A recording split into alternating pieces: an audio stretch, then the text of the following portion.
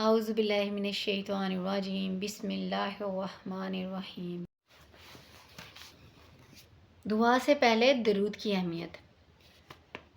سیدنا علی کہتے ہیں کہ ہر دعا روک دی جاتی ہے یہاں تک کہ محمد صلی اللہ علیہ وآلہ وسلم پر درود پڑھا جائے۔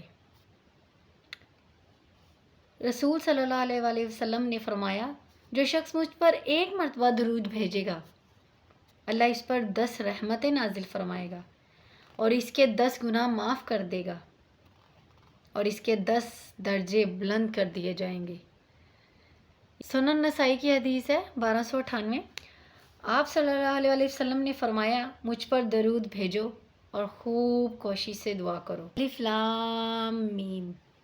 یہ کتاب قرآن مجید، اس میں کچھ شک نہیں کہ ایک کلام خدا ہی ہے، خدا سے ڈرنے والوں کی رہنما ہے، جو غیب پر ایمان لاتے اور اداب کے ساتھ نماز پڑھتے اور جو کچھ ہم نے ان کو عطا فرمایا ہے اس میں سے خرچ کرتے ہیں، اور جو کتاب اے محمد تم پر نازل ہوئی اور جو کتابیں تم سے پہلے پیغمبروں پر نازل ہوئیں سب پر ایمان لاتے اور آخرت کا یقین رکھتے ہیں۔ یہی لوگ اپنے پروردگار کی طرف سے ہدایت پر ہیں اور یہی نجات پانے والے ہیں۔ جو لوگ کافر ہیں انہیں تم نصیحت کرو یا نہ کرو، ان کے لیے برابر ہے، وہ ایمان نہیں لانے کے۔ خدا نے ان کے دلوں اور کانوں پر مہر لگا رکھی ہے، ان کی آنکھوں پر پردہ پڑا ہوا ہے اور ان کے لیے بڑا عذاب تیار ہے، بڑا عذاب تیار ہے۔ اور بعض لوگ ایسے ہیں جو کہتے ہیں کہ ہم خدا پر اور روز آخرت پر ایمان رکھتے ہیں، حالانکہ وہ ایمان نہیں رکھتے۔ یہ اپنے پندار میں خدا کو اور مومنوں کو چکما دیتے ہیں، مگر حقیقت میں اپنے سوا کسی کو چکما نہیں دیتے اور اس سے بے خبر ہیں۔ ان کے دلوں میں کفر کا مرض تھا، خدا نے ان کا مرض اور زیادہ کر دیا اور ان کے جھوٹ بولنے کے سبب ان کو دکھ دینے والا عذاب ہوگا۔ اور جب ان سے کہا جاتا ہے کہ زمین میں فساد نہ ڈالو تو کہتے ہیں کہ ہم تو اصلاح کرنے والے ہیں۔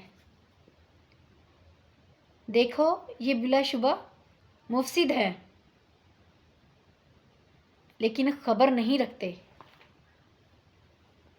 اور جب ان سے کہا جاتا ہے کہ جس طرح اور لوگ ایمان لے آئے تھے تم بھی ایمان لے آؤ، تو کہتے ہیں بھلا جس طرح بیوقوف ایمان لائے ہیں اسی طرح ہم بھی ایمان لے آئیں۔ سن لو کہ یہی بیوقوف ہیں لیکن نہیں جانتے۔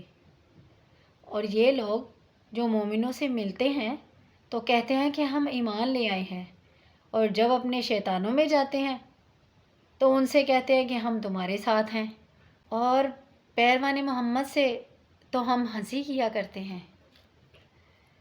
ان منافقوں سے خدا ہنسی کرتا ہے اور انہیں مہلت دیے جاتا ہے کہ شرارت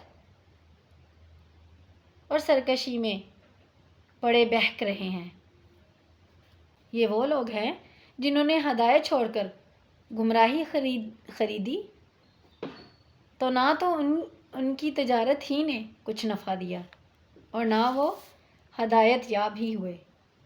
ان کی مثال اس شخص کی سی ہے جسے شب تاریک میں آگ جلائی، جب آگ نے اس کے ارد گرد کی چیزیں روشن کی تو خدا نے ان لوگوں کی روشنی زائل کر دی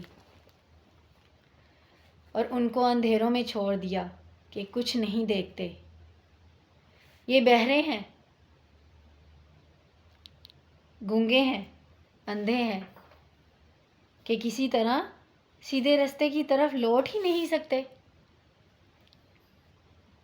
یا ان کی مثال کی سی ہے کہ آسمان سے برس رہا ہو اور اس میں اندھیرے پر اندھیرا چھا رہا ہو اور بادل گرج رہا ہو اور بجلی گونج رہی ہو، تو یہ کڑک سے ڈر کر موت کے خوف سے کانوں میں انگلیاں دے لے، اور خدا کافروں کو ہر طرف سے گھیرے ہوئے ہے، ہر طرف سے گھیرے ہوئے ہے کافروں کو۔ قریب ہے کہ بجلی کی چمک ان کی آنکھوں کی بصارت کو اچک لے جائے، قریب ہی ہے۔ جب بجلی چمکتی اور ان پر روشنی ڈالتی ہے تو اس میں چل پڑتے ہیں، اور جب اندھیرا ہو جاتا ہے تو کھڑے کے کھڑے رہ جاتے ہیں۔ اور اگر خدا چاہتا